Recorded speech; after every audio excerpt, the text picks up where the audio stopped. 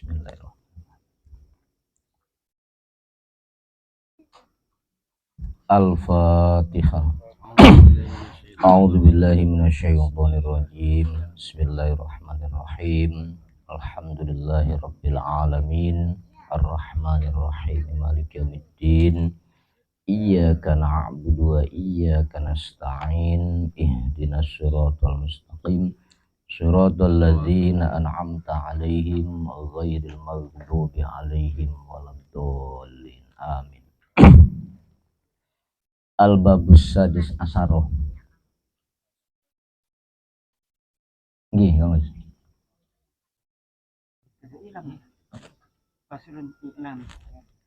Oh, faslun i'lam annahu yajibu. Faslun ay hadza faslun utawi iku ada pasal. I'lam perlu diketahui bersama bahwa annahu setuhune kelakuan, isine kelakuan iku yajibu wajib alal abdi pada seorang santri opo kang wajib ayata hafadho harus menjaga fil amali dalam pekerjaan, dalam aktivitas, dijaga min asroti asya'a dari 10 amal-amal yang perlu selalu kita amati, kita jaga jangan sampai terjerumus ke dalamnya. Yang pertama yaitu an-nifaq. Yang kedua waria wat takhlid. Takhlid itu mencampur adukan persoalan, namanya takhlid. Wal manulan ngundat-ngundat, wal adza lan menyakiti orang lain, wan nadamah lan ketun atau menyesal, wal ujub dan heranan, wal hasratu lan nelongso atau kebingungan, wat tahawunu dan meremehkan amal-amal orang lain, wa khaufu malamatin nasi dan takut dikecam oleh orang lain.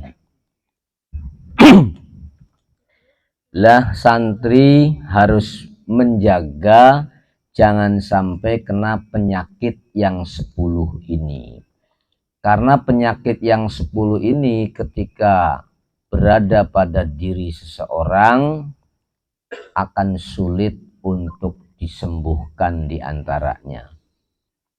Sumadzakaro terus menerangkan sopo syekhuna rahimahullah ta'ala, menerangkan didakuli khoslatin, kebalikan dari setiap amal ataupun aktivitas yang disebut penyakit tadi yang 10, minha dari asyaroh, wa idroriha dan juga bahayanya kulli khoslah atau asyaroh tadi yang di atas, bil amali harus ditindaklanjuti dengan amal yang positif atau solusi.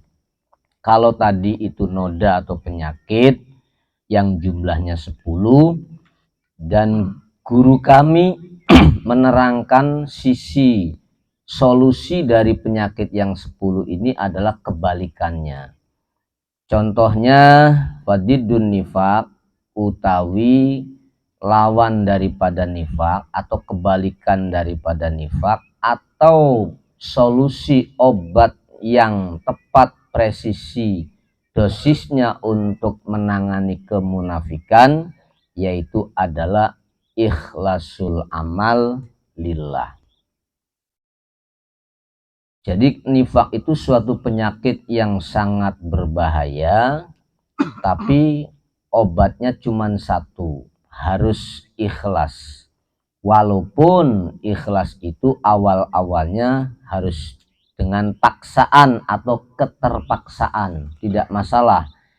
Nah, lama-kelamaan ketika sering dipaksa ikhlas, maka bisa membuahkan ikhlas yang sebenarnya. Ya sederhananya ketika sistem itu baik, maka yang jahat pun bisa dipaksa baik. Tapi kalau sudah sistemnya buruk, yang baik pun bisa dipaksa buruk nantinya, bisa dipaksa jahat. Nah, itu makanya obat daripada penyakit munafik atau penyakit nifak itu adalah ikhlasul amalillah.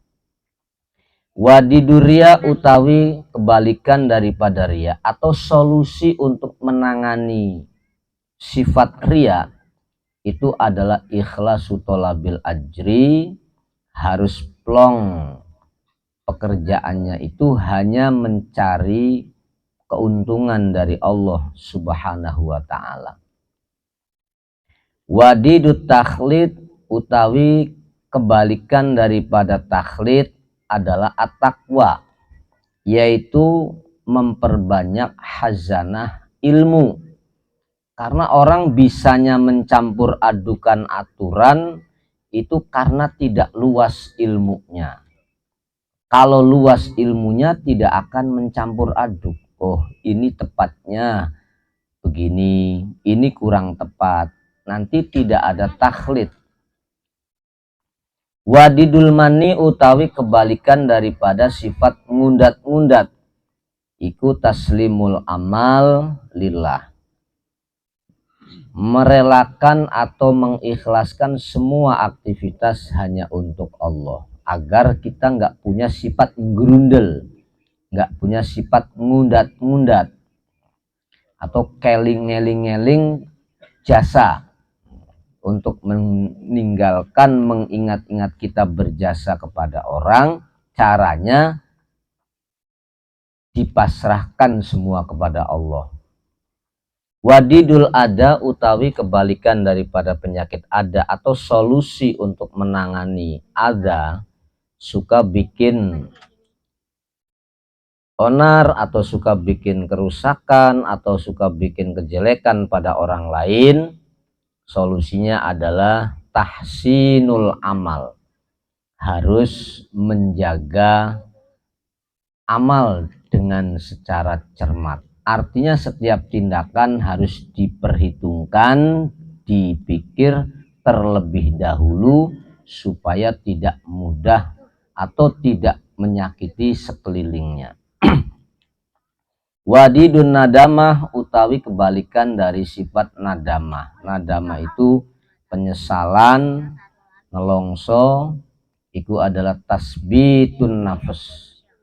Menguatkan jiwa, menguatkan keinginan, menguatkan pikiran.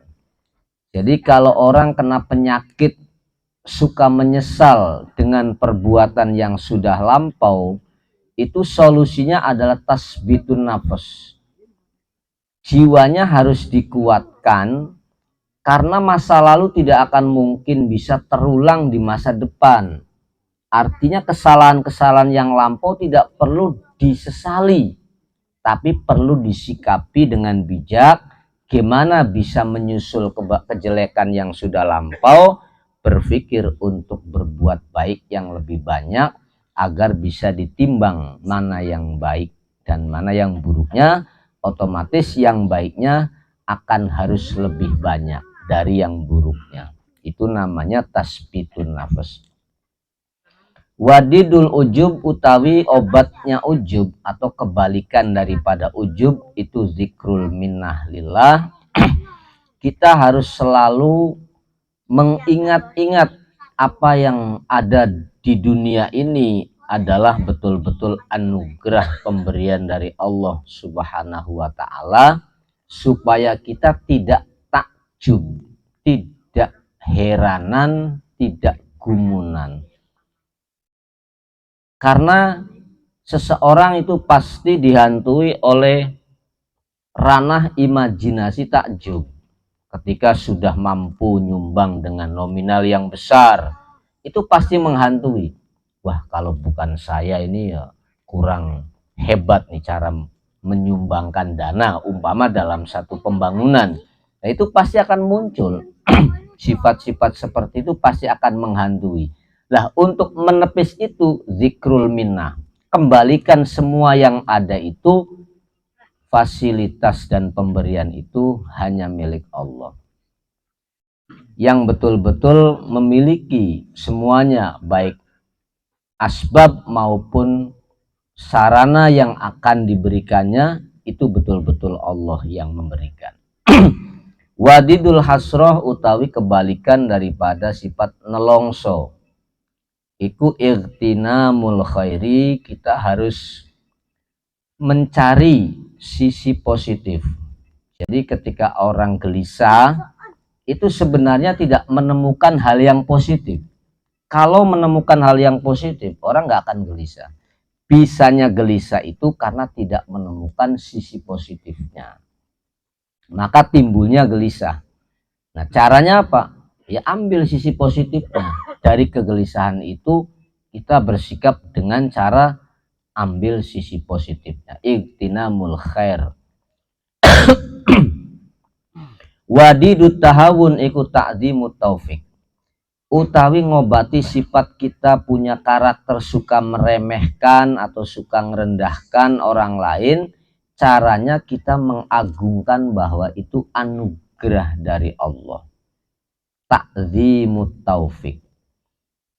Jadi sejelek apapun yang kita pandang, seenggak enak apapun yang kita rasakan, kita nggak bisa membuat seperti itu. Mama kita melihat seseorang perangainya buruk, karakternya jelek, kadang-kadang timbul kita meremehkan orang itu. Sejelek apapun yang kita pandang, kita nggak bisa menciptakan kayak model begitu. Makanya kembali lagi kita takzimkan taufik.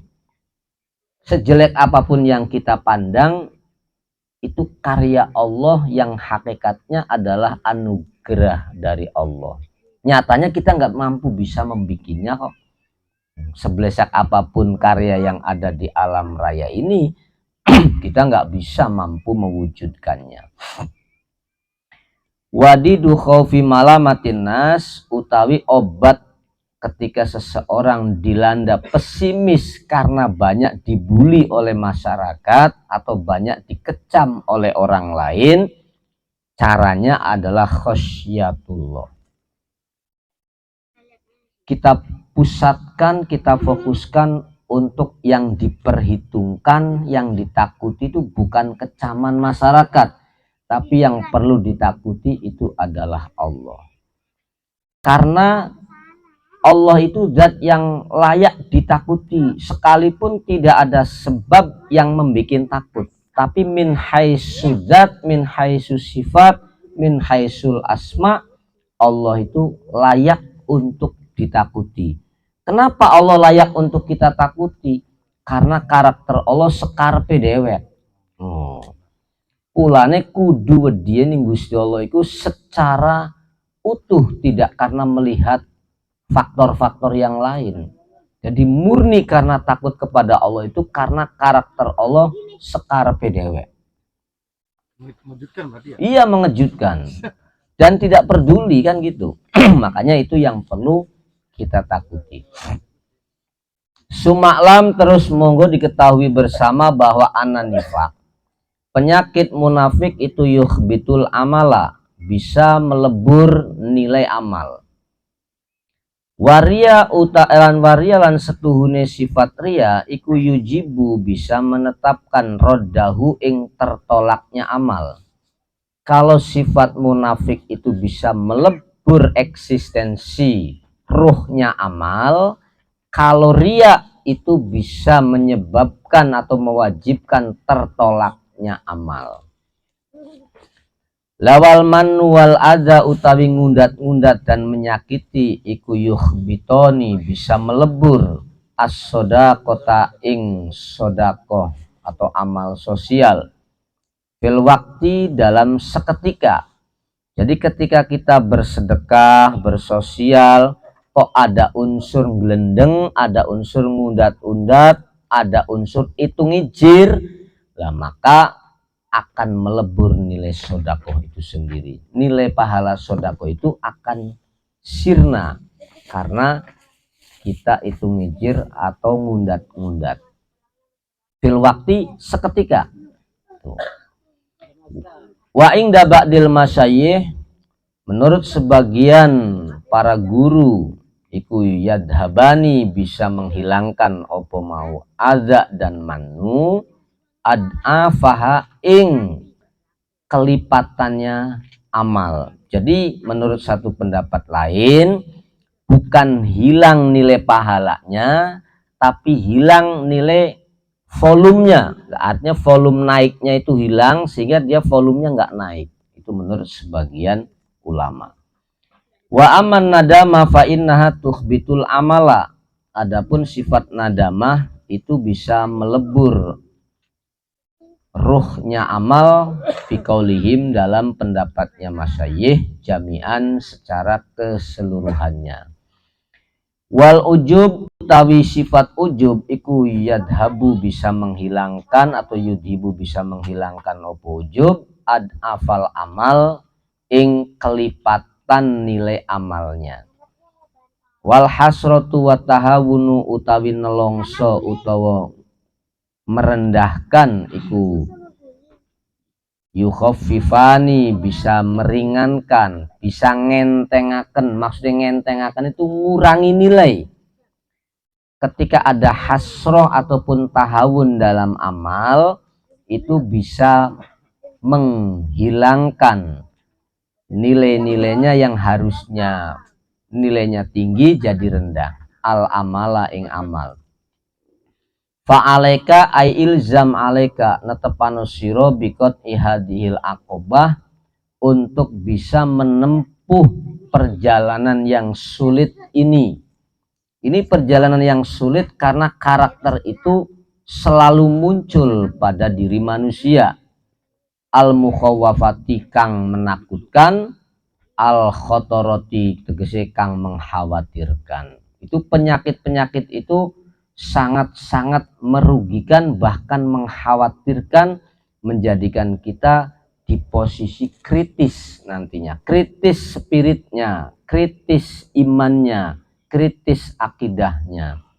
Wabillahi lan kelawan Allah at-taufiqu utawi semua bimbingan dan hidayah dari Allah Subhanahu wa ta'ala.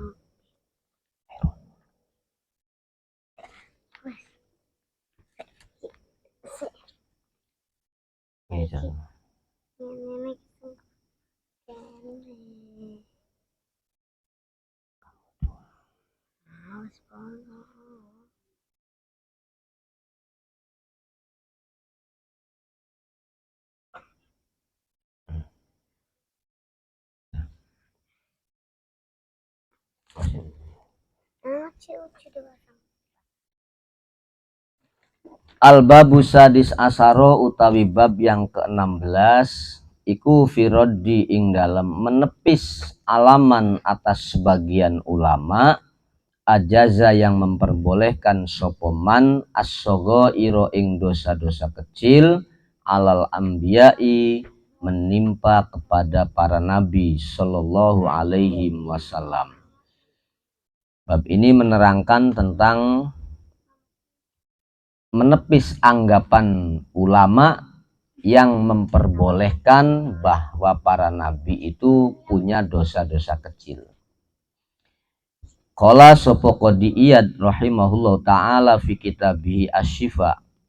Imam Qadi Iyad berpendapat iklam perlu diketahui bahwa anal mujawizina lis-shaghair alal anbiya sallallahu alaihi wasallam iku minal fuqaha, bahwa ulama-ulama yang memperbolehkan kepemilikan dosa-dosa kecil kepada para nabi, baik ulama itu minal fuqaha dari golongan ahli pakar hukum, wal muhaddisin dan ulama ahli hadis, wal mutakalimin dan ulama ahli kalam, iku ihtajju mereka berpendapat atau berhujjah, punya dalil ala dalika atas diperbolehkannya dosa kecil terhadap para anbiya.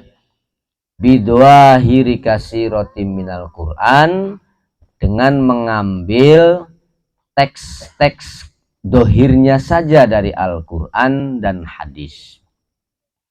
Ayat tegese inil tazamu, mereka menetapkan doahiroha ing secara dohirnya Quran saja.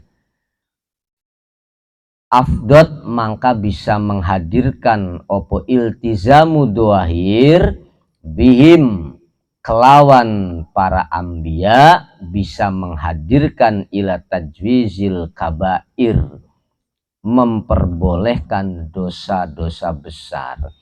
Jadi kalau ulama-ulama yang mengambil dalil memperbolehkan para ambia itu melakukan dosa-dosa kecil, maka pendapat itu akan bisa menghantarkan nantinya boleh juga para ambia punya dosa-dosa besar.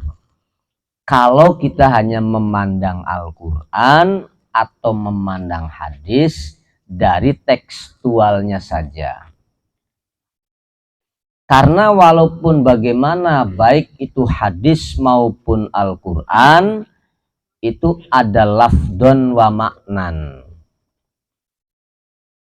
ada matlak wa haddan. Jadi untuk memahami Al-Quran itu bukan hanya teksnya saja, tapi ada kandungannya, ada aturan mainnya, ada sistem matlaknya. Matlak itu cara operasionalnya yang tepat dan presisi bagaimana. Jadi nggak sembarangan, makanya tidak boleh mengambil dalil-dalil dari Quran dan hadis hanya dari dohirnya saja, hanya dari tekstualnya saja. Karena kalau mengambil dalil Al-Quran ataupun hadis dari tekstualnya saja, itu nanti bisa menghantarkan pendapat boleh para nabi punya dosa besar, karena sudah berani memperbolehkan para nabi punya dosa kecil. Padahal kita tahu bersama bahwa semua para ambia itu asom, maksum semua. Lawah khorkul ijma'i utawi merusak konsensusnya para sahabat atau para ulama, iku malayakulu bihi muslimun, itu adalah pendapat yang tidak akan mungkin diutarakan oleh orang muslim yang sebenarnya. Jadi orang muslim yang sebenarnya tidak akan mungkin merusak konsensusnya para ulama, tidak akan mungkin merusak konsensusnya para sahabat. Kalau ada orang muslim kok sampai khorkul ijma, sampai tidak mau mengakui kesepakatan para sahabat dan para ulama, berarti itu muslimnya dipertanyakan. Kan gitu. Fakaifa wa kullu ma ihtaju bihi mimma ikhtalafal mufassirun fi maknahu. Fakaifa hale kaya apa wa kullu ma utawi semua hal ihtaju yang membikin hujah atau membikin dalil, mengambil referensi bihi kelawan kullu ma, mimma dari dalil-dalil ikhtalafa yang diperselisihkan atau yang berselisih sopo al mufassiruna, ulama-ulama ahli tafsir, fi maknahu ing dalam pengertiannya, ma ikhtaju wataqobalat dan menerima opo al ihtimalatu, ada ihtimal, ada kemungkinan fi muqtadohu dalam eksekusinya atau tuntutannya dalil itu. Wajaat lan datang ngopo aqwalu fuqaha is-salaf,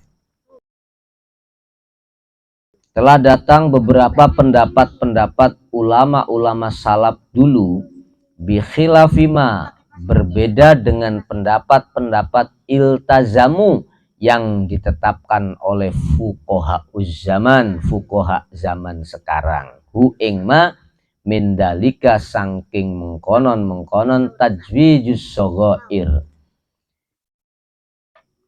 Telah datang banyak pendapat-pendapat ulama-ulama salaf yang tidak sependapat dengan ulama-ulama yang menetapkan bahwa para nabi juga boleh punya dosa kecil.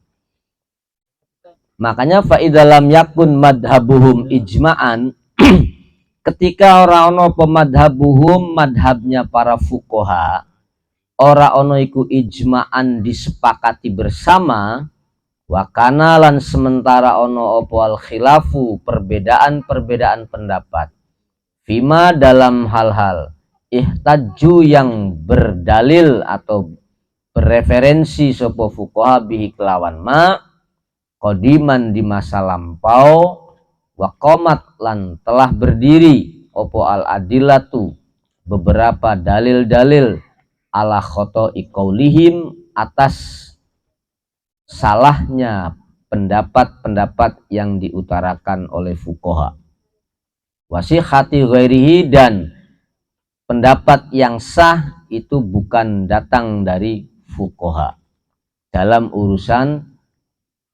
boleh tidaknya bahwa para nabi itu memiliki dosa kecil. Wajaba jawabannya wajib, maka wajib opo tarkuhu meninggalkan perbedaan itu.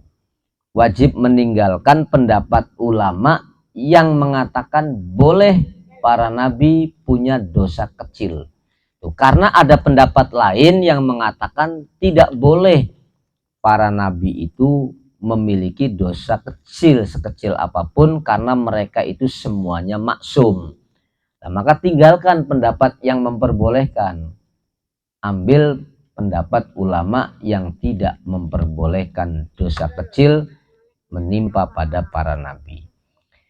Wal masir ila masoha, utawi dalil yang betul-betul kembali kepada kebenaran iku ila masoha, dalil yang betul-betul sudah valid kesohehannya, keabsahannya.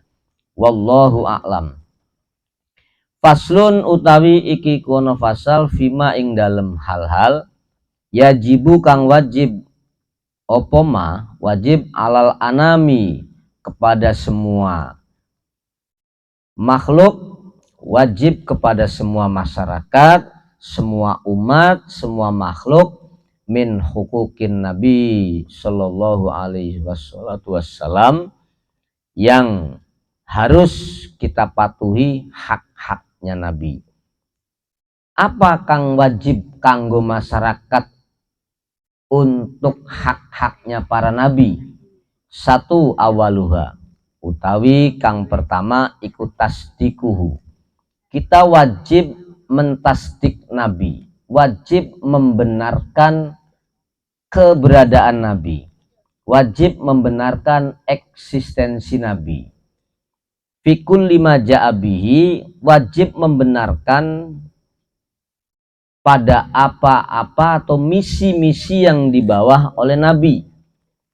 Wama qolahu, dan pendapat-pendapat yang disampaikan nabi. Kita wajib tasdik, wajib membenarkan, wajib ngimani pendapat yang disampaikan nabi, visi misi yang dibawa nabi. Kita wajib tasdik.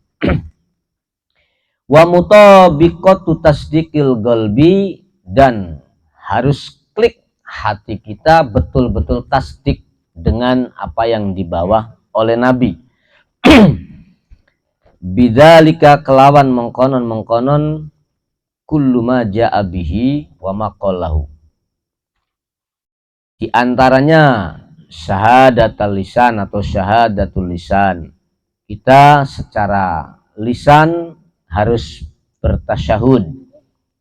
Tasyahudnya lisan annahu bahwasanya nabi iku Rasulullah, merupakan utusan dari Allah, ilan nasi kepada masyarakat luas, kafatan halis seluruhnya, tidak pilih-pilih.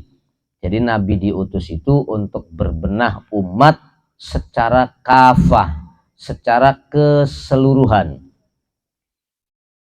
Wa itba'uhu, dan kita harus itba kepada nabi, wajib itba kepada nabi, fi jami'ima, dalam semua hal-hal, amaro yang perintah sopo nabi bihi kelawan ma, aunaha atau melarang sapa nabi anhu sangking ma. Karena nilai ibadah dan nilai nilai ibadah dan nilai ta'abud itu bukan dilihat dari bentuk ibadahnya, tapi dilihat dari perintah nabinya.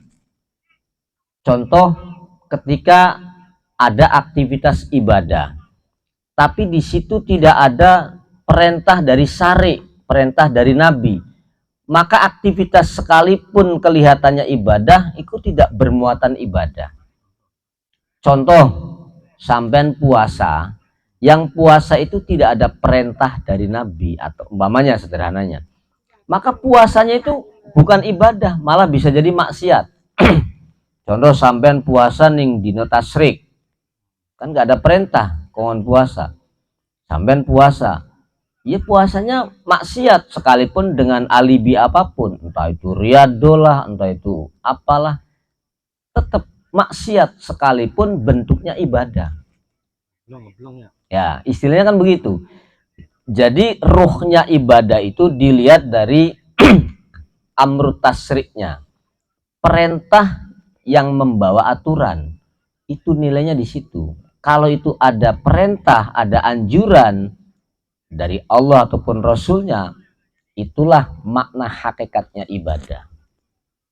Jadi hakikat makna ibadah itu yang dilihat unsur perintah Allah lewat nabinya. Kalau tidak ada unsur itu, berarti itu bukan hakikat ibadah. Walaupun bentuk amaliyahnya kelihatannya seperti ibadah. Kayak sampean sholat di waktu-waktu yang Rasulullah melarang Anda sholat, kok diterjang, ya bukan ibadah sholatnya sampean, malah jadi maksiat. Ibadah ketika matahari nongol,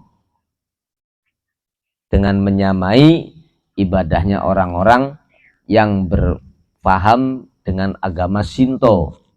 Kanjeng Nabi sudah melarang, sampean maksa ibadah sunnah di situ, ya maksiat. Wong Nabi memerintahkan jangan ibadah di waktu itu, sholat maksudnya. Berarti sholat itu bukan nilai ibadah karena melanggar aturan syari. Jadi hakikatnya ibadah itu mengikuti perintah Nabi atau mengikuti perintah Allah. Itulah hakikat ibadah. Berarti setiap aktivitas ibadah tanpa ada unsur anjuran atau perintah dari Allah ataupun Nabi, berarti bukan nilai hakikat ibadah, Kang Asep. Sekalipun kelihatan secara umum perbuatan ibadah, bahkan itu bisa jadi maksiat, sekalipun bentuknya sholat, sekalipun bentuknya puasa, kalau di dalamnya tidak ada perintah dari Nabi ataupun anjuran dari Allah. Itu maksudnya. Makanya di sini kita wajib tasdik, kita wajib itba. Secara mutlak itu, nggak boleh tawar-menawar. Kalau itba Nabi itu wajib hukumnya. Wakadalika, begitu juga kita wajib tasdik, wajib itba kepada Nabi, kita wajib mahabbatuhu, wajib cinta kepada Kanjeng Nabi. Wa munasahabatuhu, dan wajib ngikuti apa yang Nabi instruksikan, apa yang Nabi sampaikan. Wa tauqiruhu, dan kita wajib mengagungkan Kanjeng Nabi. Hukumnya wajib, ini bukan sunnah, wajib hukumnya. Karena definisi kufur itu takdzibur rasul, takdzibun nabi. Lah nek sampeyan tidak percaya kepada Allah, wajar, Allah abstrak, nggak bisa dilihat, nggak bisa dirasakan.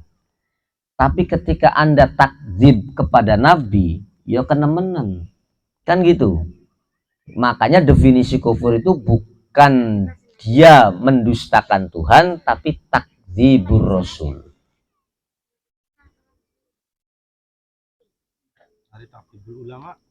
Apa nih? Ya kalau takdzibul ulama masih pendapatnya itu masih perlu dikaji ulang. Boleh jadi sah, boleh jadi tidak sah. Karena tidak wajib itba ulama secara kafah, nggak wajib. Dilihat dulu ulama yang bagaimana yang wajib kita itba'i. Kalau pada Nabi jelas totalitas kita harus itba. Kasaran yang ngomong jari Kanjeng Nabi kok njegur sumur ya kudu njegur sumur. Bahasanya seperti itu. Itba totalitas.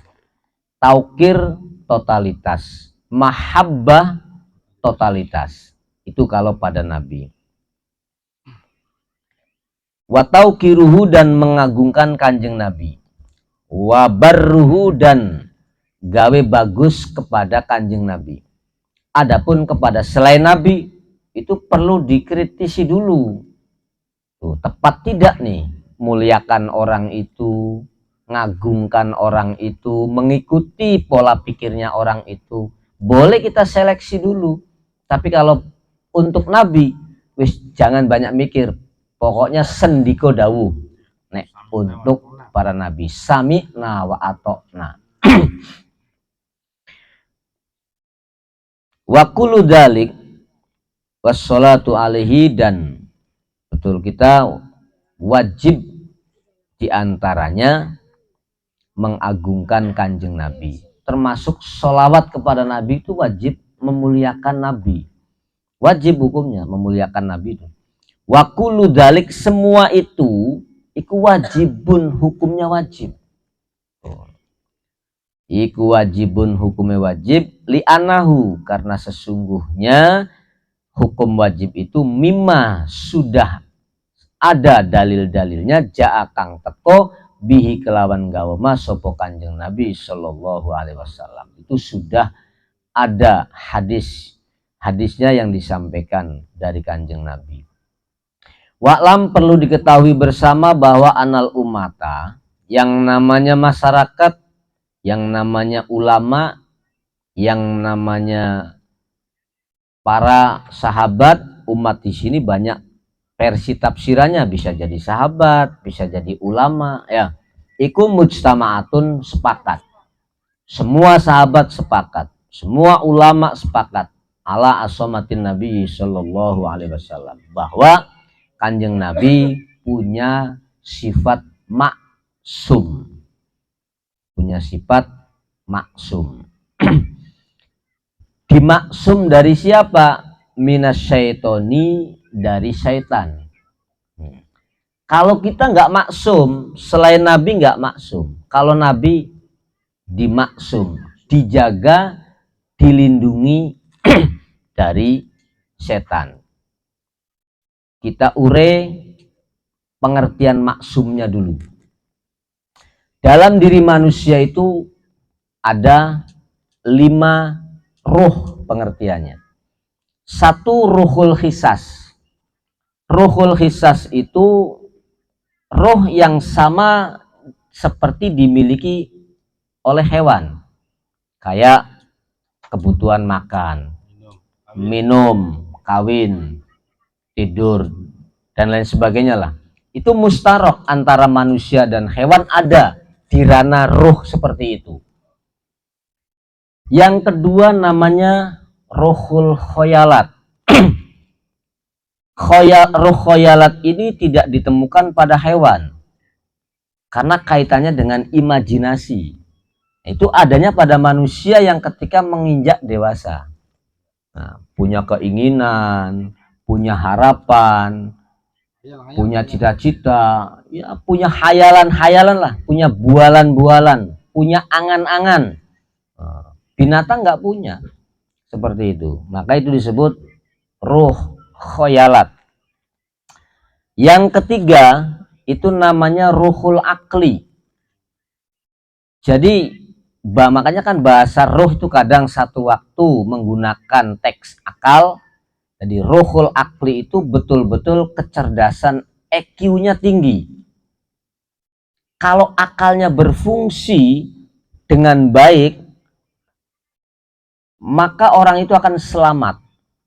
Nah, karena dari akal itulah orang bisa mengenal Tuhan.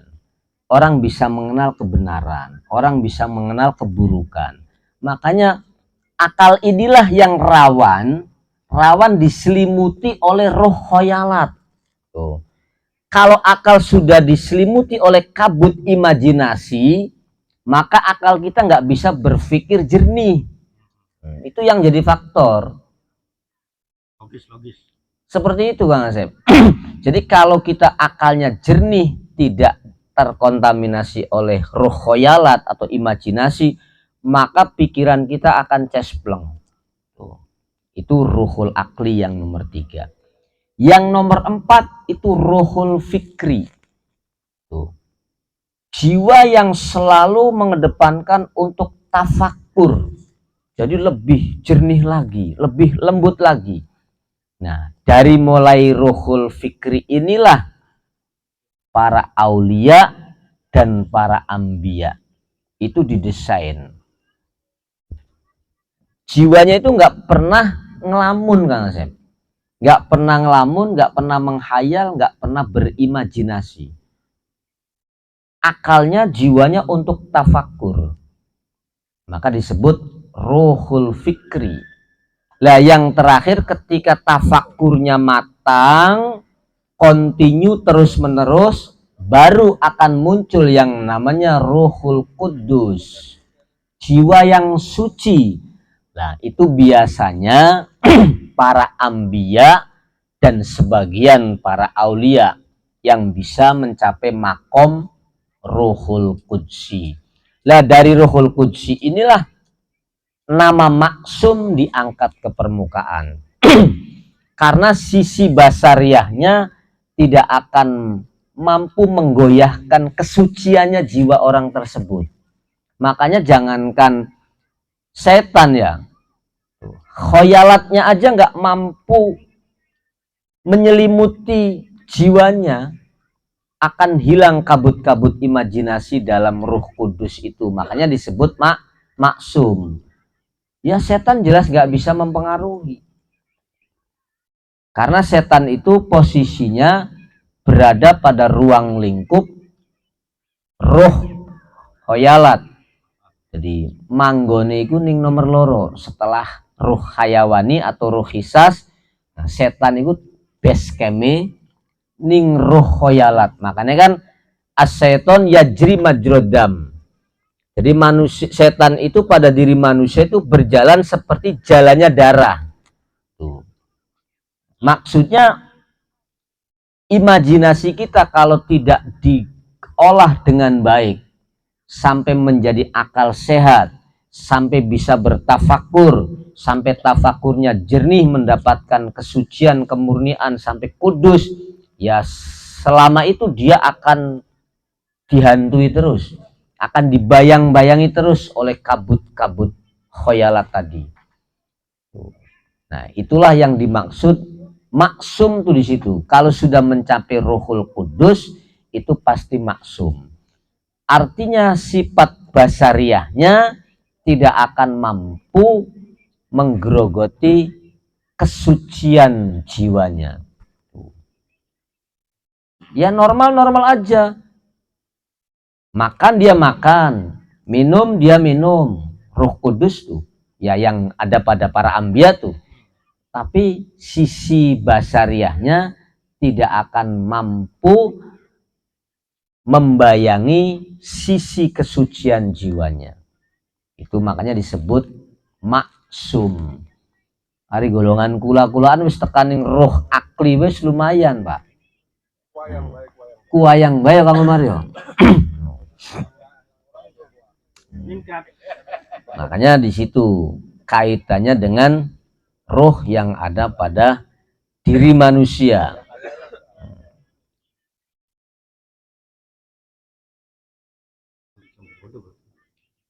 Fala yasilu wa kifayatihi, dan dijaminnya Nabi minhu dari godaan setan. Makanya fala yasilu tidak akan nyampe ila dohirihi pada fisiknya Nabi bisyai'in apapun min anwa'il adza. Nabi disantet masa mempano. Jadi hal-hal yang sifatnya akan meruntuhkan dohirnya saja ini nggak akan mampu, tertolak pasti. Kan pernah satu kali dalam kesempatan Nabi mau disantet, tetap tertolak. Umpama disantet pun akan tertolak, karena tadi sisi maksumnya itu mendominasi. Min anwa'il ada, dia tidak akan pernah kena sesuatu beraneka macam yang menyakitkan dalam fisiknya. Wala ila batini, apalagi spiritnya, apalagi jiwanya. Fisiknya aja tidak akan mungkin terkena ada, terkontaminasi lah bahasnya, nggak akan mungkin. Kalau Nabi pernah dilempari batu sampai giginya berdarah, bagaimana? Cerita Nabi dilempari batu. Maksudnya anwa'il ada ini sampai posisi Nabi itu terhina gitu loh, maksudnya. Artinya penyakit yang ada dalam fisiknya atau musibah yang menimpa pada fisiknya tidak menghantarkan Nabi turun derajat sampai tidak terhormat, bahasanya seperti itu. Maksud ada itu gambarnya seperti itu. Jadi seberat apapun ujian yang menimpa pada Nabi tidak akan mampu menurunkan derajatnya Nabi jadi rendah, bahasanya seperti itu. Ada di situ sampai melorot lah. Tapi kalau kita kan bisa Kang Sep. Wis aja ada lah diparingi melarat bae. Wis diece Kang Sep. Terus down. Ya kan? Tapi kalau Nabi enggak. Sesusah apapun bahasanya, itu tidak akan mampu menurunkan derajat sampai dia terhina. Enggak akan mungkin. Nah, itu pada Nabi. Wala ila batinihi, dan sesuatu nggak akan bisa nyampe kepada batinnya Nabi. Bisyai'in minal wasawis, tidak akan pernah punya penyakit waswas. Nabi itu nggak akan pernah ngelamun. Apa yang dia jalankan, apa yang dia sikapi, apa yang dia lakukan, semua fakta yang berjalan. Tuh. Real semua, faktual semua. Beli kakek khayalan, ari kula-kulan kan kakek ngelamun. Andai kata dengan alibi cita-cita. Wah, dengan alibi cita-citanya apa? Kan seperti itu. Nah, Nabi nggak pernah, karena yang dia pandang itu zohiron wa maknan. Pandangan dohirnya itu dipenuhi dengan pandangan ruhaniyahnya.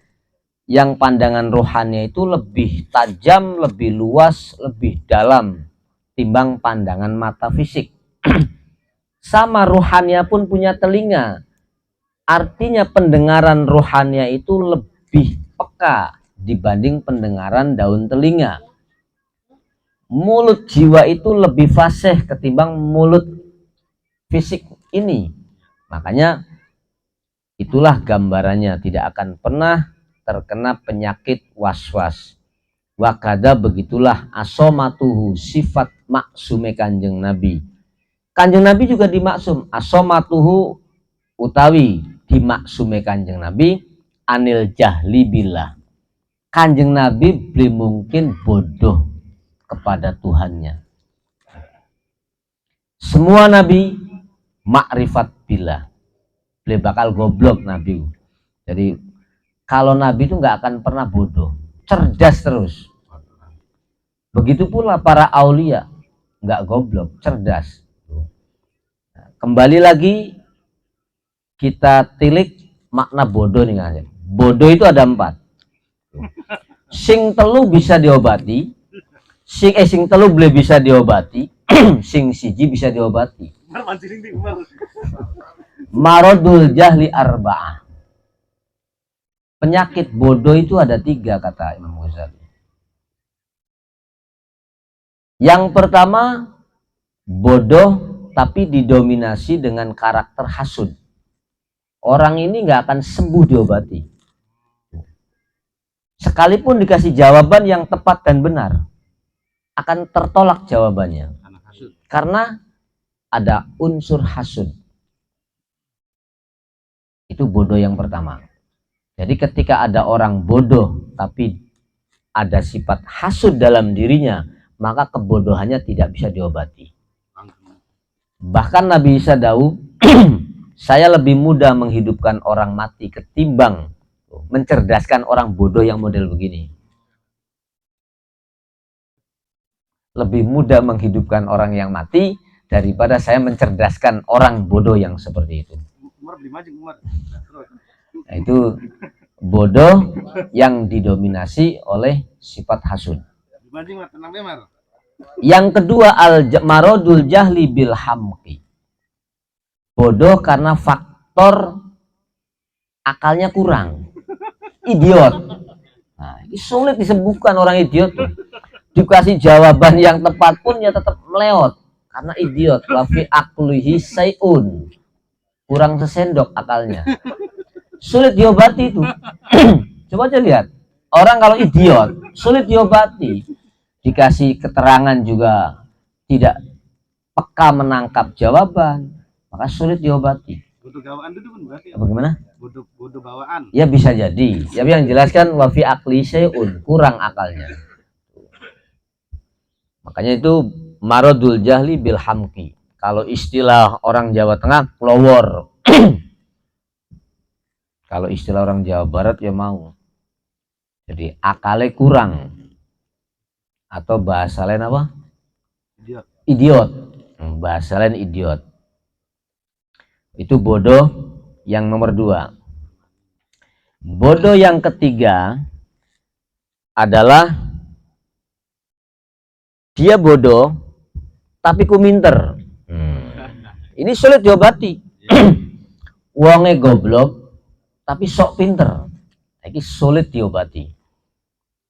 Atau dia ketika bertanya suatu pertanyaan, pertanyaannya itu tidak diukur dengan kapasitas akalnya. Itu juga sulit disembuhkan. Ini masuk yang nomor 3 langsung. Sulit disembuhkan. Jadi takon tapi dia nggak mengukur kapasitas IQ-nya apa yang dia tanyakan. Pertanyaannya saja dia nggak paham. Ya bagaimana dia dapat jawaban? Atau dia bodoh tapi kuminter, sok pinter, sok tahu. Ini juga sulit untuk disembuhkan. Itu bodoh yang nomor 3. Lah bodoh yang nomor 4, marodul jahli al murtasid lil hakikoh. Dia memang tidak tahu, dia memang bodoh, tapi ingin mengungkap nilai kebenaran secara hakiki. Dia tidak punya tendensi. Lah, orang itu bisa diobati kebodohannya. Karena dia murni ingin tahu kebenaran.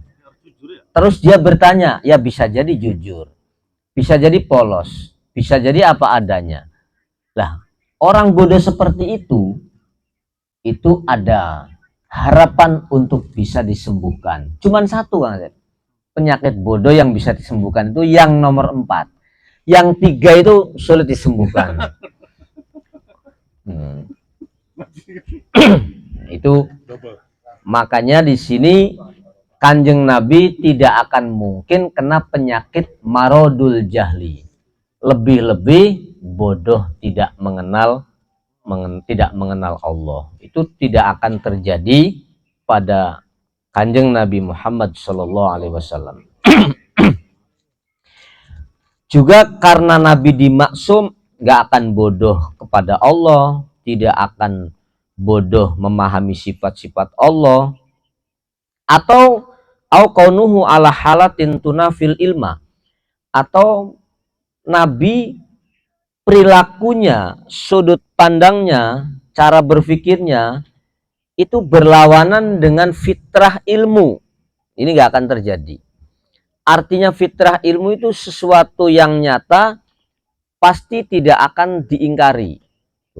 Suatu hakikat, suatu yang faktual itu tidak akan tertolak atau tidak akan diingkari. Nah, Nabi ketika punya karakter atau punya sifat tidak pernah berlawanan dengan ilmu hakikat. Dengan fakta itu nggak akan pernah bertentangan Nabi itu. Mindalika, bisyai'in mindalika, kullihi semuanya.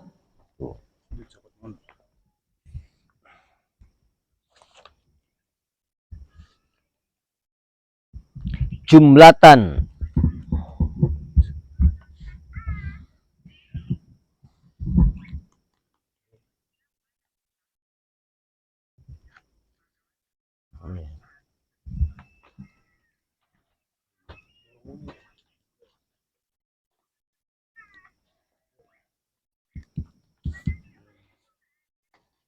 Bisyai'in min dalik. Bisyai'in min dalik.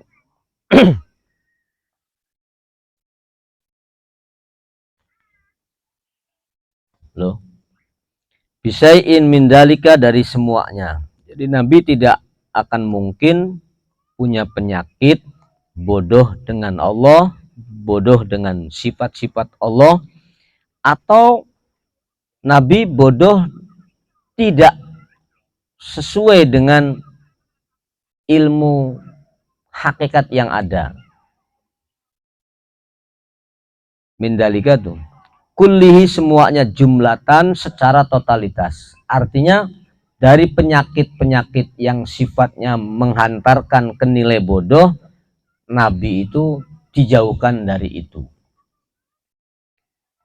Dan nubuah, setelah mendapatkan predikat kenabian. Setelah mendapatkan predikat kenabian. Tidak ada potensi untuk direndahkan. Tidak ada potensi untuk kelowor lah istilahnya, untuk bodoh. Pasti cerdas. Aklan wa ijma'an. Jadi akalnya terus meningkat, naik. Makanya kan tadi, ruhul akli, ruhul fikri, sampai ruhul kudus. Terus kemurnian yang dia ambil. Wa qablaha, dan sebelum dia mendapatkan predikat kenabian, sam'an wa naklan, dia belajar dari sama. Sama itu mendengar dari apa yang dia dengar, ataupun dia melihat dari sejarah-sejarah nabi-nabi terdahulu. Itu sebelum dia jadi nabi. Tuh. Kalau setelah jadi nabi itu ya akalnya terus meningkat sampai jadi kudus, sehingga disebut maksum. Wala bisai'in mimma qarrarahu min umuri syar'i wa adahu an rabbih. Apalagi tentang syariat, nggak mungkin Nabi punya penyakit bodoh pada aturan syariat yang dibawa oleh beliau, yang diberikan oleh Allah an rabbihi azza wa jalla minal wahyi. Jadi beliau mungkin kanjeng Nabi itu beliau paham wahyu. Tuh. Jadi sifat Nabi itu makanya disebut fatonah, cerdas. Nah, kalau hanya sekedar cerdas, itu bisa jadi secara umum masih berpotensi bodoh. Tapi fatonah di sana, cerdasnya itu sampai taraf ruhul qudsi. Jadi mulai akalnya itu terus tafakur sampai menjadi ruhul qudsi, sampai betul-betul jernihnya luar biasa. Maka tidak akan pernah samar ketika mendapatkan wahyu. Qot'an aklan wa syar'an, itu secara pasti, secara akal dan secara undang-undangnya Allah. Jadi tepat semua, secara akal presisi benar, secara ketentuan dia benar, secara itu datang dari Allah utuh juga benar. Jadi beli kabur nilai pandangannya. Itu bedanya seperti itu. Makanya Nabi disebut maksum. Hari kulalan sampean kan sering kabur pandangannya. Mergo mau terhalang oleh kabut imajinasi kita. Jadi boro-boro apan jiwanya tafakur, wis kaken mikiri mau pun enaknya lamun mekenen kok kaya kok enak. Jadi ini ngelamun akhirnya. Ya wis ngelamun baik. Sehingga akalnya terhalang oleh mendung. Ya nggak hidup, maksudnya nggak nyala kan gitu. Ibarat matahari, kalau terkena awan mega mendung, otomatis kan nggak bersinar. Akalnya beli kritis, beli cerdas. Nah, akalnya para anbiya itu terus mencorong karena tidak diselimuti kabut khoyalat. Wakada begitu juga asomah, asomatuhu. Kanjeng Nabi dimaksum, dijauhkan minal kidib, dari dusta. Jadi nggak mungkin Nabi itu berdusta. Wa fil qaul, Nabi tidak mungkin ucapannya dan tindakannya tidak sama, nggak mungkin. Pasti sama, presisi.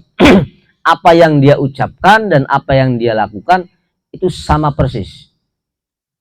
Komitmen berarti. Selaras, komitmen. Mungdunabba'ahu Allah ta'ala wa arsalahu. Semenjak nabba'a ndadekaken nabi hu ing Kanjeng Nabi sapa Allah Subhanahu wa taala wa arsalalan ngutus sapa Allah hu ing nabi qasdan au ghairu qasdin, baik secara diniati ataupun tidak diniati, itu pasti nabi itu berjalan sesuai dengan apa yang dia katakan.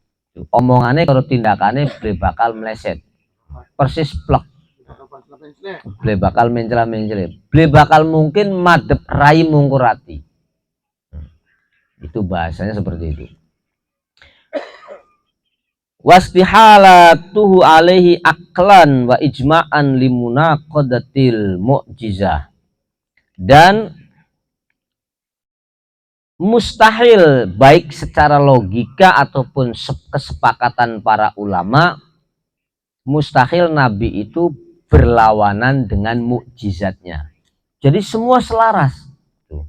Tindakan Nabi tidak akan mungkin menyimpang atau tidak akan sama dengan mukjizat yang dia berikan. Pasti persis, makanya Kanjeng Nabi dijuluki khuluquhul Quran. Jadi karakternya Nabi itu seisi Quran. Quran berjalan. Makanya kan termasuk mau'idoh yang bisa berkata-kata, yaitu Al-Quran. Kanjeng Nabi itu meninggalkan dua mau'idoh. Satu mau'idoh yang bisa bicara, satu lagi mau'idoh yang diam. Kalau mau'idoh yang bisa bicara itu Al-Quran, kalau mau'idoh yang diam itu adalah kematian. Jadi kafa bil mauti wa'idan. Kematian itu mau'idoh yang sangat luar biasa. Kembali lagi bahwa tidak mungkin Nabi itu secara logika ataupun kesepakatan ulama bertentangan dengan Al-Quran. Jadi tindakan Nabi, ucapan Nabi, perilaku Nabi, diamnya Nabi, itu semua tertuang dalam mukjizatnya beliau. Jadi beliau sembarangan. Watangzihuhu, dan dibersihkannya Nabi, disucikannya Nabi anhu dari munakodoh. Tuh. Nyimpang dari mukjizat itu jauh sekali. Qoblan nubuwati qot'an, walaupun sebelum dia jadi Nabi. Qoblan nubuwati qot'an, walaupun sebelum jadi Nabi. Makanya Nabi tidak pernah berdusta. Itu sebelum dia jadi Nabi sama sekali tidak pernah berdusta. Wakada tangzihuhu, juga kemaksuman Nabi dijauhkan dari anil kabair, melakukan dosa-dosa besar, ijma'an, secara konsensusnya para ulama dan sahabat. Atau wa anis sogoir, juga dari dosa-dosa kecil, disepakati oleh para sahabat dan para ulama, Nabi tidak memiliki dosa-dosa kecil. Wa mulabasatil makruhat, atau Nabi menjalankan hal-hal yang tidak Allah senangi. Hukum makruh saja nggak ada. Makanya tindakan Nabi itu kalau tidak wajib, ya sunnah. Bahkan tindakan Nabi itu semuanya hampir wajib. Nah, sholat duhanya Nabi itu wajib. Sholat tahajudnya Nabi itu wajib. Sekalipun pada umatnya hukumnya sunnah. Tapi yang dikerjakan Nabi itu hukumnya wajib. Itu bedanya seperti itu. Apalagi makruh, tetap jauh dari itu. Tahqiqan secara hakiki. Bal tangzihu himmatihi asyarifah antanawulil mubahat. Bahkan Kanjeng Nabi dibersihkan tangzihu himmatihi, dibersihkan himmahnya, tujuannya, cita-citanya yang mulia, antanawulil mubahat ila ala qasdi tabyini ibahatiha. Artinya apa? Kanjeng Nabi melakukan suatu amalan, suatu tindakan yang sifatnya mubah, itu pun dengan tujuan ala qasdi tabyini ibahatiha. Tujuannya cuman ingin memperjelas ini loh mubah. Jadi Kanjeng Nabi ketika mengambil hal-hal yang mubah terus dia jalankan hanya illa ala qasdi tabyini ibahatiha. Murni percontohan bahwa ini boleh mubah. Itu saking melase, saking emannya kepada umat. Wal isti'ana biha. Dan tidak sekali-kali Nabi menikmati hal yang mubah kecuali ala ta'ati rabbih, untuk mengabdi kepada Allah Subhanahu wa ta'ala.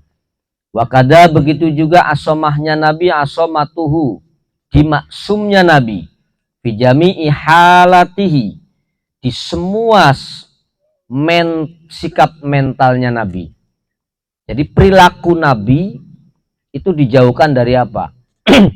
Dijauhkan dari min rodin wa godobin wa jiddin wa hazlin wa sihatin wa marodin. Artinya apa? Di saat ridho, Nabi ketika punya nilai kepuasan, kepuasannya itu termaksum. Orang sekarepe dhewe. Ari kula-kulaan kan kepengen kepuasan kan kadang sekarepe dhewe. Tapi kalau Nabi ketika memiliki nilai kepuasan dalam yang dilakukan oleh beliau, itu kepuasannya itu dalam koridor kemaksumannya Nabi. Atau ketika dia marah, marahnya aja dia masih termaksum. Kadang suatu waktu Kanjeng Nabi pernah marah, mukanya merah padam, tapi marahnya itu bukan karena unsur kabut khoyalat atau wasawisi syaiton atau khotir-khotir yang gak jelas, enggak. Tapi betul-betul marahnya Nabi itu termaksum, tidak termakan isu, tidak termakan apalah istilahnya, berita-berita yang gak jelas. Wajidin wahazlin, seriusnya Nabi itu maksum. Wahazlin, taruhlah candaannya Nabi itu masih maksum.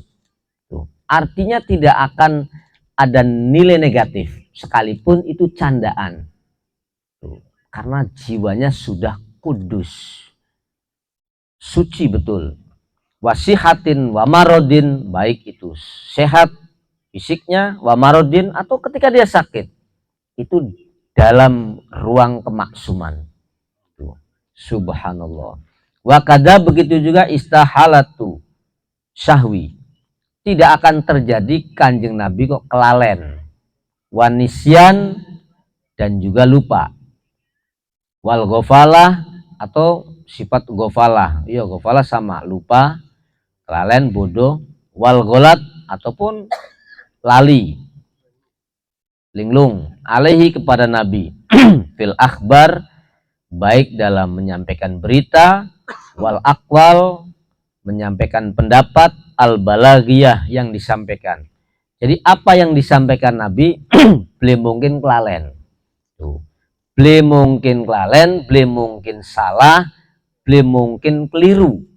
Tepat semua. Lamun prediksinya tepat, belum meleset. Ari dukun kan kadang meleset, alasannya kok durung, aduh kurang setitik syaratnya. Ya itu kaken syarat sehingga mumet. Tapi Nabi nggak begitu. Ijma'an, secara kesepakatan para ulama. Limuna qadatihi al mu'jizati, nggak mungkin Kanjeng Nabi berlawanan dengan mukjizatnya. La wajawaju sahwi alaihi fil af'al al balaghiyah bisyarti alla yakiru alaihi. Adapun ada sifat pembolehan Nabi kadang lupa alaihi kepada Nabi fil af'al dalam suatu tindakan al balaghiyah yang dia sampaikan bisyarti alla yakiru alaihi, itu sifatnya tidak akan melekat karena Nabi sengaja dilupakan untuk tasyrik, untuk memberikan satu pelajaran penting. Nah, Nabi dibikin lupa, tapi tujuannya tasrik, untuk membekali pembelajaran penting. Karena kalau tidak ada percontohan, tidak akan mungkin bisa ditiru. Makanya Kanjeng Nabi satu waktu bisa jadi diperankan lupa. Tapi lupanya itu nggak istiqror, tidak melekat. Tuh. Hanya untuk tasrik saja. Ketika tasriknya selesai, ketika memberi pelajarannya selesai, ya sudah, nggak bakal lupa, dia paham betul. Gitu. Kan sangat jarang yang seperti bal yunabbahu alaihi alal faur, bahkan Kanjeng Nabi langsung tajam, sadar bahwa saya dilupakan. Awas loh, Nabi nggak lupa, tapi saya dilupakan karena untuk bahan percontohan. Jadi Nabi itu posisinya nggak lupa, tapi dilupakan karena sadar bahwa saya dibikin percontohan untuk mulang kepada umatnya. Ya ada kan orang yang melupakan, ada yang lupa, tapi Nabi sadar dilupakan, gitu loh, dibikin lupa, tapi dia tahu dibikin lupanya. Tuh, kalau kita kan lupa memang nggak paham, yos kelalen be pokoknya. Tapi Nabi tahu, dia dibikin lupa tahu, karena tujuannya tasrik, untuk mulang aturan Allah. Bal yunabbahu alaihi alal faur litadhuru, supaya nampak apa faidatun nisyan. Jadi Kanjeng Nabi digawe kelalen itu untuk memunculkan faedah kelalen. Karena rufi al qalam anin naum wa nisyan. Jadi hukum Allah tidak akan berlaku ketika orang itu lupa ataupun tidur. Nah, maka sosok Nabi diperankan yang dalam posisi lupa itu. Makanya dia sadar bahwa dia dibikin lupa. Tapi hakikatnya nggak lupa, dia paham. Tapi dibikin lupa. Nah, itu nilai maksumnya itu dia paham dibikin lupa, Kang Asep. Tuh. Jadi paham dibikin lupa karena posisinya untuk bahan percontohan. Selalu sadar ya? Selalu sadar, Masya Allah. Makanya luar biasa. Itulah sifat maksum. La faidatun nisyan, untuk memperjelas faedahnya lupa, min ma'rifatil hukmi, untuk mengenalkan produk hukum Allah. Itu. Wal itba' lahu fima yusyarri'uhu, dan tujuannya untuk agar diikuti Nabi itu fima yusyarri'uhu, dari tindakan-tindakan yang dijalaninya. Tuh, lamun kelalen mekenen kok hukumnya meketen, kok maksudnya Kanjeng Nabi itu. Sehingga itu tujuannya menyampaikan hukum. Tapi dia tetap dalam kesadaran penuh.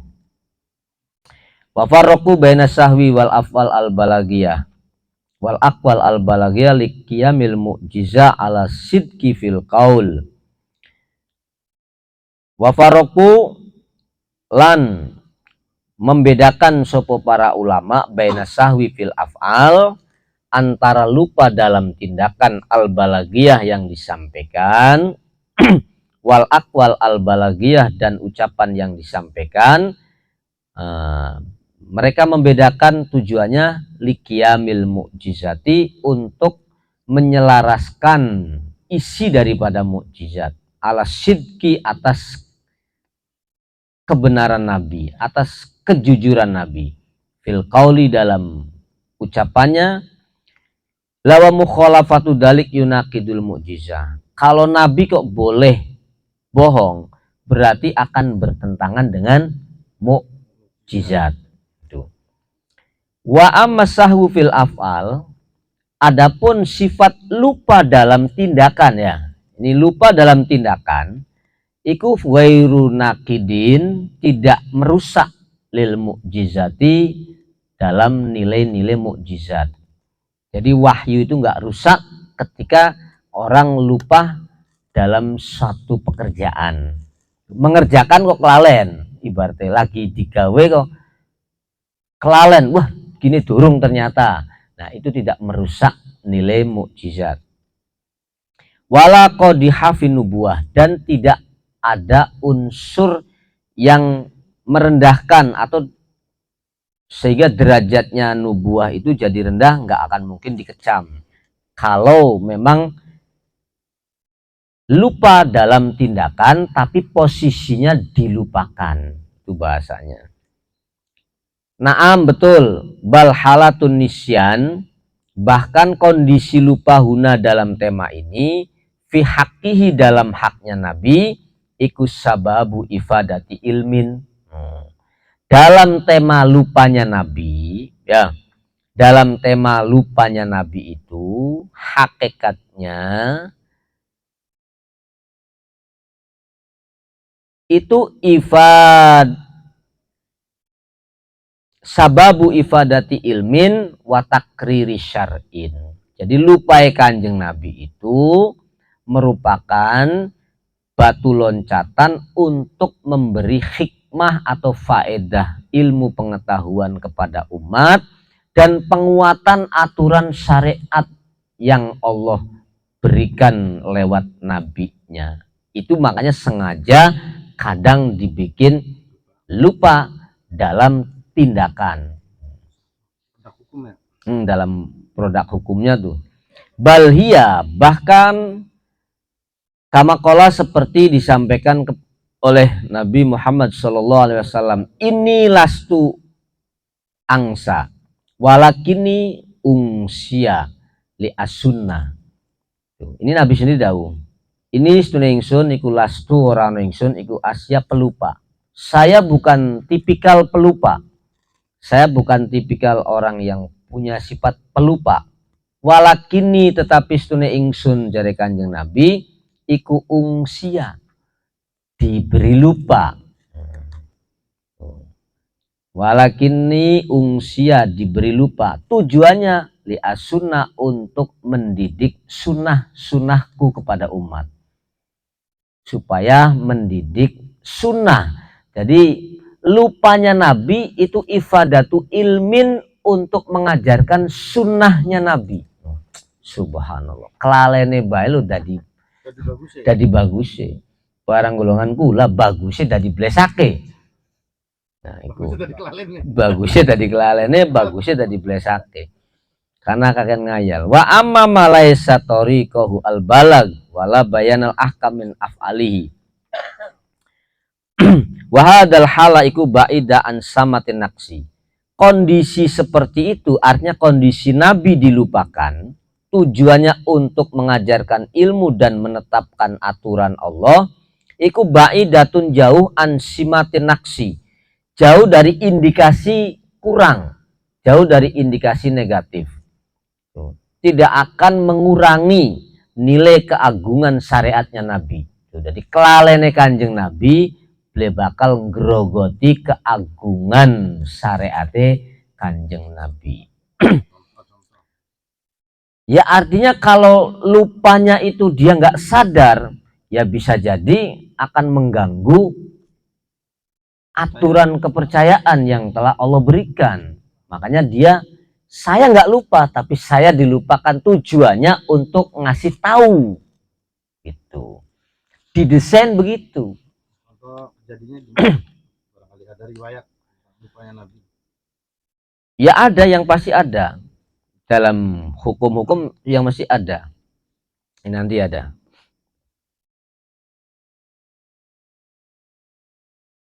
Balhia, balik utawi hadis ini nih, inilah stuung sa walakini atau angsa ya, inilah stu angsa walakini ungsia li asunna. Balhia, balik utawi dilupakannya, dikasih sifat lupanya Nabi, iku ziyadatun fitabligh, bahkan jadi nilai plus dalam menyampaikan syariat, dalam menyampaikan risalah. Watamamun, dan itu merupakan kesempurnaan nikmat alaihi dalam tabligh. Itu penyempurnaan tabligh malahan. Artinya apa? Untuk mengakui sisi manusiawinya gitu loh. Untuk mengakui sisi manusiawinya, ya ono kadang dikasih kelalen. Tuh. Sehingga tidak seperti Nabi Isa kan. Wah, kayak bener-bener laka kelalene, laka blesake hebat KB, sakti KB, sehingga dianggap pangeran. Nah, makanya Nabi didesain seperti itu. Justru itulah kesempurnaannya. Gampang niru ya. Agar gampang niru. Oh iya, berarti Nabi padu kayak menungso biasa kadang cok duwe kelalen, tapi kan tidak sadar bahwa kelalen Nabi dengan kelalen kita kan beda. Tuh, dari kelalen Nabi ku dalam kesadaran, ari kelalen kula-kulaan boleh sadar sama sekali. Oh, bahkan kadang-kadang sebulan berkelingan. Itu merupakan kesempurnaan tabligh. Allah memberi nikmat kepada Nabi. Wa amma malaisa tariqahul balag wala bayanal ahkam min af'alihi wa ma yahtasu min umuri dinihi wa adkari qalbihi wala didahaba jama'atu sufya washabu ilmi qulub istikhalat sahwi. Adapun sesuatu laisa kang ora ana apa ma, amama adapun utawi barang atau sesuatu. Laisa kang ora ana apa ma, ora niku tariqahu metodenya Nabi atau jalannya Nabi al-balag yang akan disampaikan. Wala bayanal ahkam, dan bukan urean tentang hukum-hukum yang disampaikan. Min af'alihi, dari af'al-af'alnya Nabi. Wama, dan hal-hal yahtasu kang ditentukan opoma min umuri dinihi, dari persoalan-persoalan agama yang dibawa Nabi. Wa adkari kolbihi, dan kesadaran jiwa Nabi. Nanti faladi jawabnya, faladi mangka utai pendapat. Faladi utai pendapat dahaba kang berpendapat ilaihi maring aladi sopo jama'atu sufiyah, kelompok ulama sufi, wa ashabu ilmil qulub, dan kelompok-kelompok yang memiliki kelembutan jiwa, ashabil qulub, ilmil qulub. Mereka berpendapat, jama'atus sufiyah dan ashabu ilmil qulub berpendapat istihalatas sahwi, mustahil kanjeng Nabi duwe sifat lupa. Wan nisyan lan tegese kelalen, wal ghafalat lan sama maknanya lupa, atau wal fatorot. Tuh, belum mungkin kanjeng Nabi ku males, belum mungkin. Gesit, aktif alaihi kepada Nabi, fihi ing dalam pendapat-pendapat itu jumlatan secara total.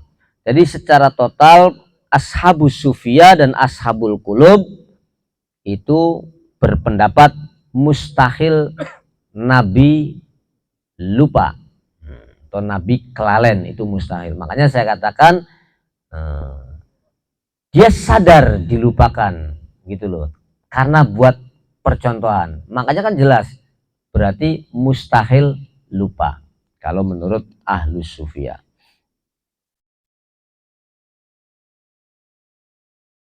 Wa ajazalan berpendapat memperbolehkan dalika ing sifat lupa sopo al aksar, mayoritas min tobakoti ulama il umat.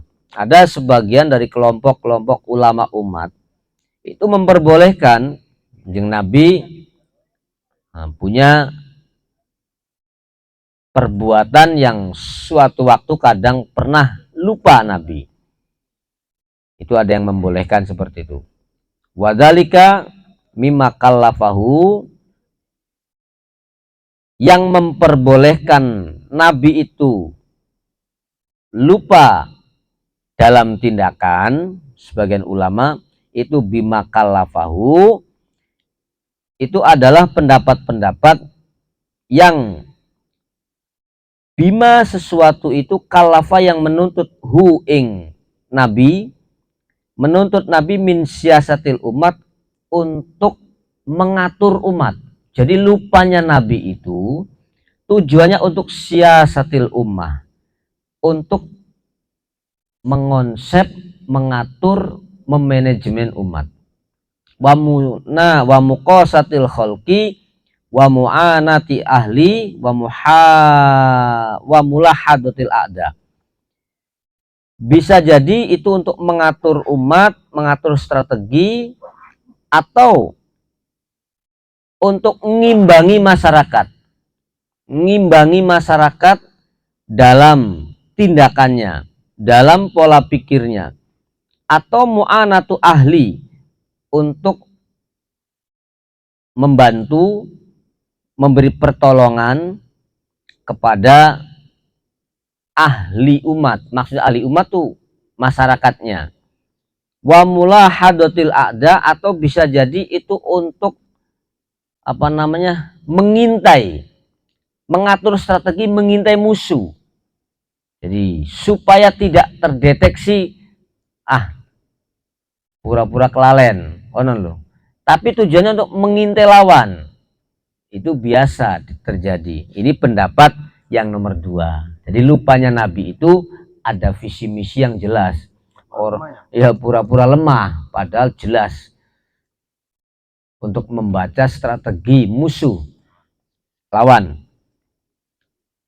Walakin lasability tikror, perlu diketahui kalau Nabi dikasih sifat lupa, maksudnya Nabi pernah lupa, perlu diketahui itu laisa ala sability tikror, tidak akan mungkin terus menerus, cuman sekali itu, dan itu buat percontohan.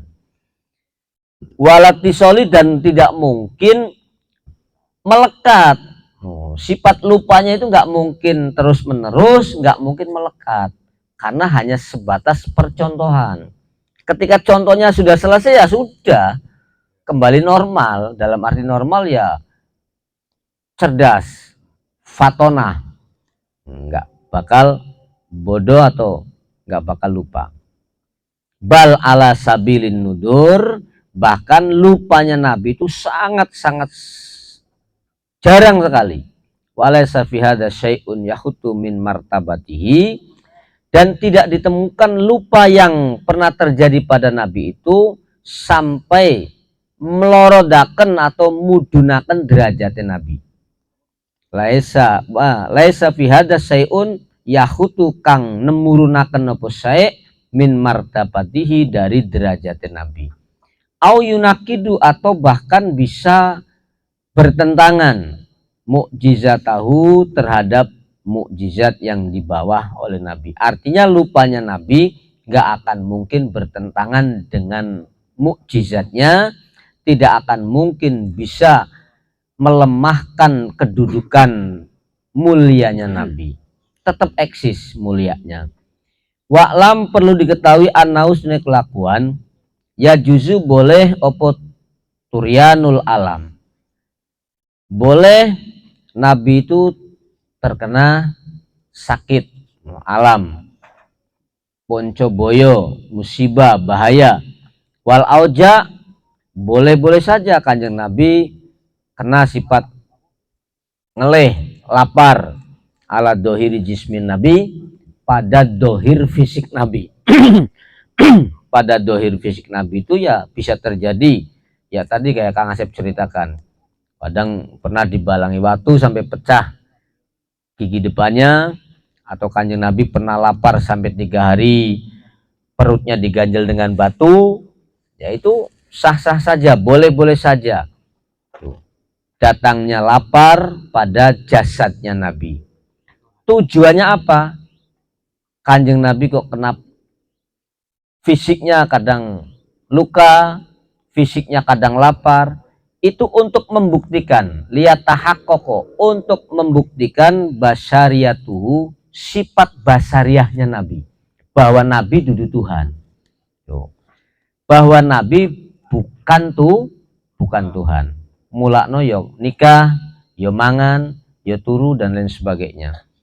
Walakin layasilu sayun min dalik, akan tetapi semua yang menimpa pada jasad Nabi tidak akan nyampe ila batinihi, sampai ke dalamnya Nabi, tidak akan mempengaruhi pola pikir Nabi, tidak akan mempengaruhi mindset Nabi, mental Nabi, tidak akan mempengaruhi spirit Nabi.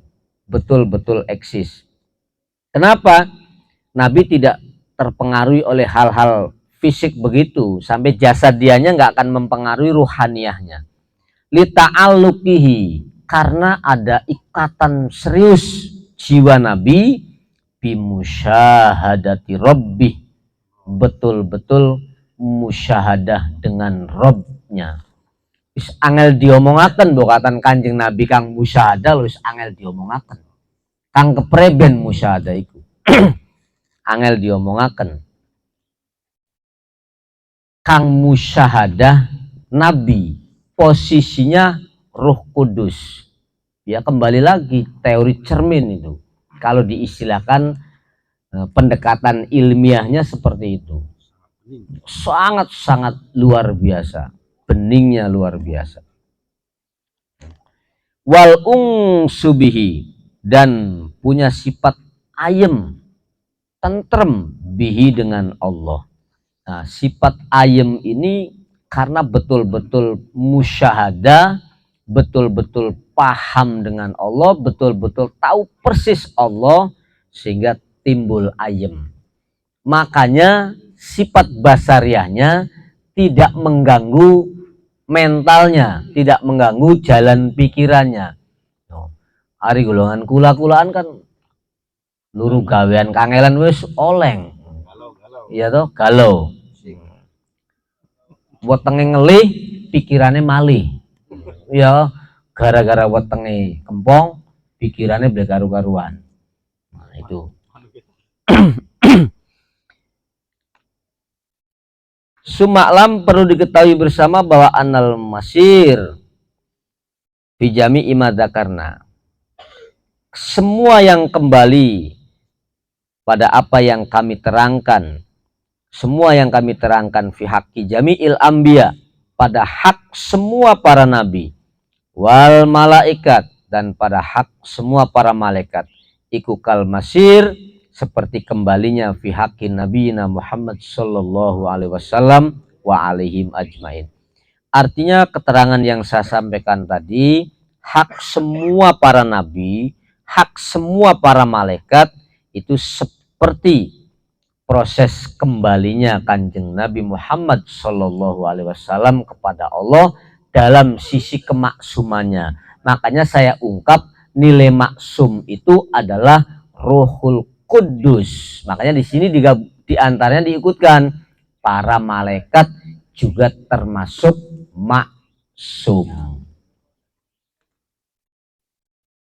Faslun fi bayani mayajibu ala nabi, wallahu a'lam bissawab.